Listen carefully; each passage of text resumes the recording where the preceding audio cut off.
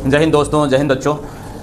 चलिए L N group में आपका फिर से स्वागत करता हूं। और आज हमारा ज्योग्राफी का चैप्टर 3 का दूसरा क्लास है। प्रीवियस क्लास में हमने देखा था कि वृद्धि और विकास क्या होता है, वृद्धि और विकास में अंतर किस प्रकार होते हैं, ठीक है। और हमने समझा था कि एक सार्थक जीवन क्या होनी चाहिए और मानव विकास कहेंगे किसे।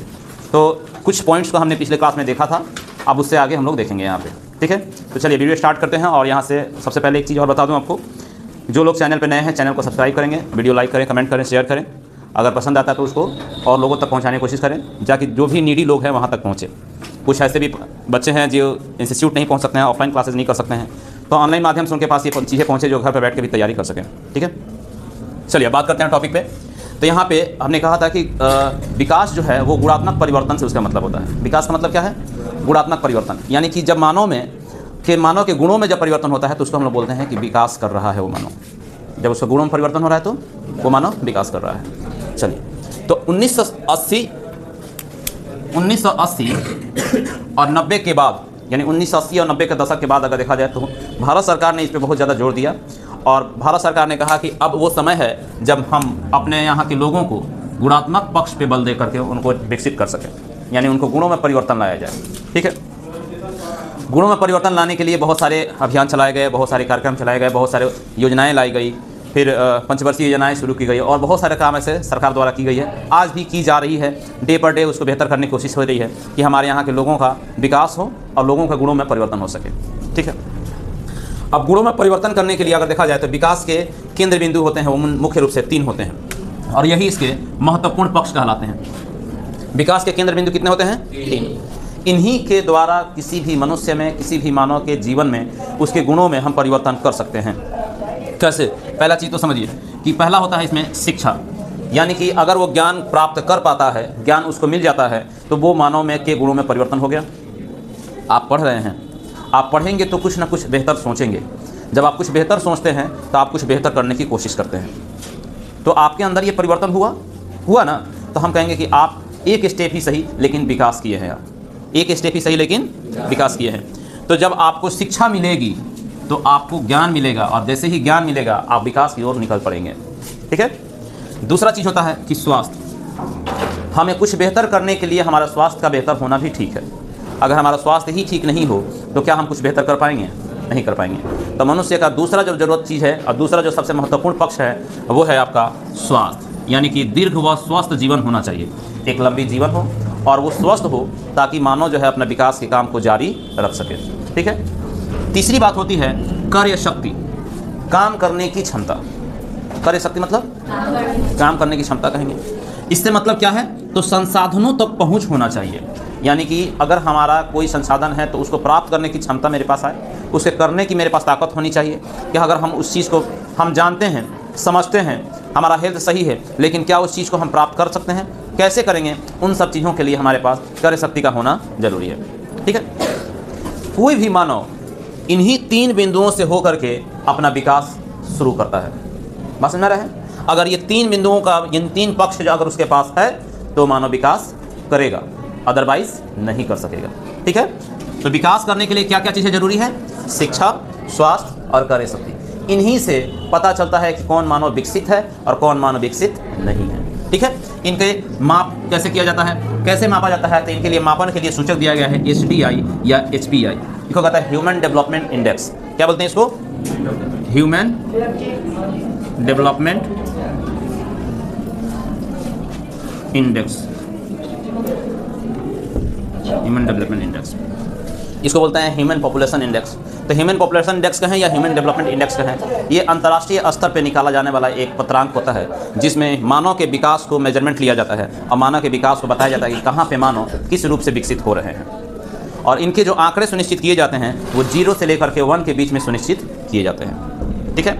अभी हमारा भारत का मानव विकास के पत्रांक में अगर देखा जाए कि मानव विकास इंडेक्स में अगर हमारे भारत का स्थान कितना है, तो आपके बुक के सिलेबस के अनुसार 133वां स्थान हमारे भारत का मौजूद है। टॉप पे हमारा न्यूजीलैंड चल रहा है, अमेरिका, ऑस्ट्रेलिया, चाइना, ये सब चल रहा है। ये डेवलप कंट्री है। डेवलप और डेवलपिंग में मालूम है ना आपको क्या होता है? हमारा भारत जो है वो डेवलपिंग में है। भारत कैसा कंट्री है? डेवलपिंग, यानी ये विकासशील देश है। अभी ये पूरा तरह से विकसित नहीं हुआ है। जबकि अमेरिका की बात करें, चाइना की बात करें, या फिर ब्रिटेन की बात करें, रसिया की बात करें, रूस, तो वो सब डेवलप कंट्री है, विकसित है वो, मतलब उनके यहाँ उनकी संसाधनों की आवश्यकताएँ जो है ईजिली अवेलेबल हो रहा है, वहाँ के लोग एक अच्छी जीवन जी पा रहे हैं, तो वो लोग विकसित हैं।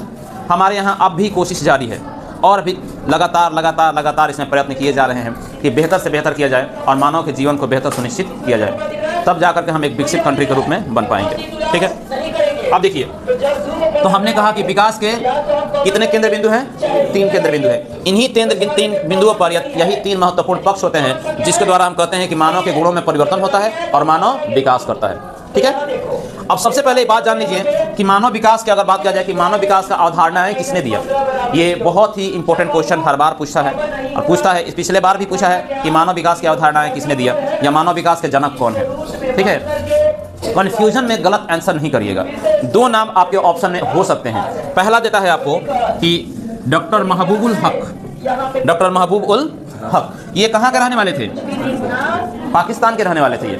ठीक है, इन्होंने कहा था कि मानव विकास में विकल्पों में वृद्धि की जाए। मानव विकास तब करेगा जब उसके विकल्पों में वृद्धि की जाएगी। मानव विकास तभी करेगा जब उसके विकल्पों में वृद्धि की जाएगी। अब मानव के विकास में वृद्धि विकल्पों में कैसे वृद्धि की जाएगी? जैसे एक कोचिंग संस्थान यहाँ पे खुला हुआ है, तो क्या पूरे इलाके या पूरे भारत भर के लोग यहाँ आके पढ़ पाएंगे? है पॉसिबल?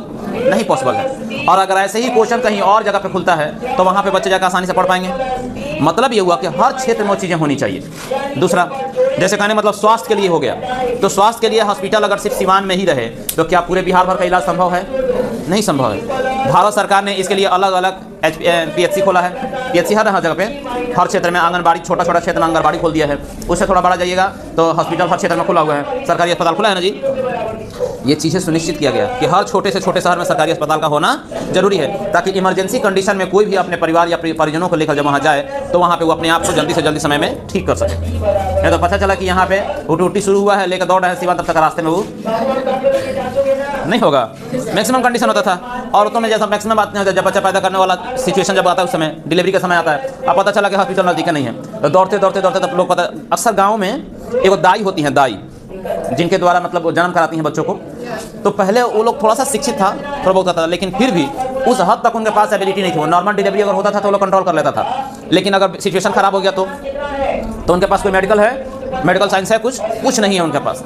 ठीक है, ऐसा नहीं है कि पहले बीमारियां, पहले के लोग ऐसा नहीं थे। पहले देखो, पहले भी बच्चे जन्म लेते थे, आज भी बच्चे जन्म लेते हैं, लेकिन आजकल के बच्चे मैक्सिमम हॉस्पिटल में ही क्यों हो रहे हैं? क्योंकि इतना ना ज़्यादा अपने पूरे एटमॉस्फेयर में बैक्टीरिया बढ़ गया है, बीमारी फंगस बढ़ गए हैं कि बच्चे को जन्म होते होते उस पर इतना तेजी से अटैक हो रहा है कि बच्चे को बचाना मुश्किल हो जा रहा है। पसंद रहे, इसी वजह से लोग क्या करता है, बच्चे को हॉस्पिटल में ले जाता है ताकि स्वच्छ रूप से, सही रूप से वहाँ पे जन्म करा सके। अब बच्चा जन्म लिया, तुरंत उसको निमोनिया हो रहा है ना मैक्सिमम कंडीशन में। अगर वो सोचे कि घर पे हुआ रहा था तो क्या बच्चे को तुम बचा पाओगे? मुश्किल है हमारे लिए। तो पहले का बात अलग था, पहले इतना पॉल्यूशन नहीं था, पहले इतना बीमारियां नहीं थी। अब बीमारियां बढ़ गई है, पॉल्यूशन बढ़ गए हैं, जिसकी वजह से घरों पे नॉर्मल डिलीवरी कराना आसान नहीं रहा। अब सोचो कि अगर डिलीवरी कराने के लिए अगर हॉस्पिटल अगर पास में नहीं हो तो क्या होगा? तो उस कंडीशन में हमें खतरा मोल लेना पड़ेगा कि नहीं? तो ये चीज़ है कि इनके भी विकल्प में वृद्धि होना चाहिए। तीसरा चीज़, हमें कोई भी कार्य करना है, जैसे मान लो कि अपने आय शक्ति को बेहतर करना है, अपने रोजगार को अच्छा करना है, तो उसके लिए उद्योगों का होना जरूरी है, बाजार का होना जरूरी है, शहर का होना जरूरी है। तो ऐसे अगर हमारे हर आसपास हमारी ये सब चीज़ें अगर मुहैया होती है तो हम अपने जीवन स्तर को बेहतर कर सकते हैं कि नहीं कर सकते हैं? कर सकते हैं। तो इसके लिए महबूबुल हक ने कहा कि मानव तभी विकसित होगा जब उसके विकल्पों में वृद्धि की जाएगी। मानव तभी विकसित होगा जब उसके विकल्पों में वृद्धि की जाएगी। अच्छा, ये बात इन्होंने कहा और इसी के ऊपर मानव विकास की अवधारणा इन्होंने दिया, इसीलिए इनको कहा गया कि यही मानव विकास के जनक कहलाएंगे। तो मानव विकास के जनक कौन? डॉक्टर महबूबुल हक। कहाँ के रहने वाले थे? पाकिस्तान के। अब देखिए, तो उस समय क्या हुआ कि इनके विचार अच्छे लगे और उस समय हमारे भारत की एक और नाम था जिनका अमर्त्य सेन के नाम से हम लोग जिसे जानते हैं, ये भारत के रहने वाले थे। इन्होंने इनका सहयोग किया। किसका? डॉक्टर महबूबुल हक का सहयोग किया और इन्होंने कहा कि विकल्पों में वृद्धि होगा, अच्छी बात है, लेकिन उन विकल्पों की चुनने की स्वतंत्रता भी इंसान में होनी चाहिए। उन विकल्पों को चुनने की स्वतंत्रता भी मानव में होना चाहिए, तो स्वतंत्रता में भी वृद्धि हो। ये किसने कहा? अमर्त्य सेन ने कहा। कहाँ के थे ये? भारत के थे। इन्होंने साथ दिया महबूबुल हक का, इसलिए ये सहयोगी कहलाते हैं। तो मानव विकास अवधारणा के सहयोगी अगर पूछेगा तो अमर्त्य सेन, जनक पूछा तो डॉक्टर महबूबुल हक। इन दोनों में से अगर ऑप्शनल कोई क्वेश्चन पूछता है, उसमें अगर मान लीजिए कि इनका नाम ना देकर के इनका नाम देकर पूछता है कि मानव विकास का जन्म क्या है, और उस चारों ऑप्शन में अगर इनका नाम नहीं है तो आप इनको टिक कर सकते हैं। ठीक है। लेकिन अगर इनका भी नाम है और इनका भी नाम है तो आप इनको टिक करेंगे, क्योंकि मानव विकास के असली जनक जो कहा जाता है वो इन्हीं को कहा जाता है, ठीक है। विकल्प में वृद्धि, इन्होंने कहा कि विकल्प को चुनने की आज़ादी होनी चाहिए। जैसे अब देखो, जातीय जनगणना जो पहले होती थी अभी भी हो रही है, तो आपको क्या लगता है इससे ये पता लगा जाता है कि हिंदू कितने हैं, मुसलमान कितने हैं? नहीं, इससे ये पता लगाने की बात की जाती है कि क्या इन लोगों में समानताएं हैं, कितने % मुस्लिम हैं, उनके साथ उनका शिक्षा व्यवस्था क्या है, क्या उनके साथ सब लोग सिमिलर रूप से विकसित कर रहे हैं कि नहीं कर रहे हैं। अगर देखा जाए तो मुस्लिम देखा जाएगा, हिंदू देखा जाएगा, सिख देखा जाएगा, ईसाई देखा जाएगा, इनके कास्टिज्म के अनुसार इनकी शिक्षा देखी जाएगी, इनका आय देखा जाएगा, इनका आय स्रोत देखा जाएगा, इनकी संख्या देखी जाएगी, और उससे पता लगता है, ये चीज़ का आंकड़ा सामने आता है कि किस जाति के लोगों को प्रताड़ित किया गया है, नीचे दबाया गया है, या वो पिछड़ चुके हैं, या वो समाज के हिस्सा से कट रहे हैं, या बराबरी में चल रहे हैं। इन सारी चीज़ों को पता लगाने के लिए जातीय जनगणना कराई जाती है। समझ में आ रहा है? समझिए। तो यहाँ पे अब पहला बात यह कहते हैं कि हमें विकल्प तो है हमारे पास, लेकिन उन विकल्पों को हम चुनेंगे कैसे? तो चुनने के लिए आपके पास ऑप्शन हो। जैसे आपके पास ग्रेजुएशन के लिए ऑप्शन दिया गया, आप ग्रेजुएट कर सकते हैं, कंप्यूटर से कर लीजिए, टेक्नोलॉजी से कर लीजिए, टेक्निकल कोर्सेज से कर लीजिए, डॉक्टरी लाइन से कर लीजिए, BA से कर लीजिए, BSc से कर लीजिए, BCom से कर लीजिए। ये सब आपका ग्रेजुएशन लेवल का डिग्री है कि नहीं है? है ना? तो ये क्या है, आपके विकल्प में वृद्धि के साथ साथ आपको चुनने की आज़ादी भी दी जा रही है। आप उस चीज़ को चुनेंगे अपने मर्जी के अनुसार। अब कहने का मतलब जैसे वो 3 इडियट में नहीं कहता है कि जो चाहता है वही बन जाओ, यही मैसेज था उस मैसेज का, कि जो चाहता है उसी तरह से बनना चाहिए, किसी के ऊपर अपना प्रेशर दे करके नहीं थोपना चाहिए कि हाँ तुम ही हो, डॉक्टर बनोगे, इंजीनियर बनोगे। तो वो अलग बात है कि हमारे बस की बात खत्म हो जाती है, तो फिर हम क्या कर सकते हैं? बाद में वो फेलियर होता है, डिप्रेस होगा, डिप्रेशन में जाएगा, डिप्रेशन में जाने के बाद से फिर वो भगवान से कॉन्टेक्ट कर लेता है सब तुरंत, नहीं होता है। तो ऐसा ना हो, उसको चुनने की आज़ादी मिले, उसको आप स्वतंत्र करिए कि हमने विकल्प है तुम्हारे पास, इन विकल्पों को चुनने की आज़ादी भी तुमको दे रहे हैं, तुम चुनो तुम्हें क्या कर सकते हो, और तुम कोई भी विकल्प चुनो, तुम्हें विकसित होना है, बस यही लास्ट मकसद होना चाहिए, ठीक है। तो यहाँ पे महबूबुल हक ने कहा कि विकल्पों में वृद्धि की जाए, मानव विकास तभी करेगा जब उसके विकल्पों में वृद्धि की जाएगी। और अमर्त्य सेन ने कहा कि इन विकल्पों में वृद्धि के साथ साथ मानव विकास तो करेगा, लेकिन तब करेगा जब इन विकल्पों को चुनने की स्वतंत्रता भी इनमें होनी चाहिए। तो विकल्प में वृद्धि होगा, चुनने की स्वतंत्रता होगी, तो जाकर के बनता है एक सार्थक जीवन।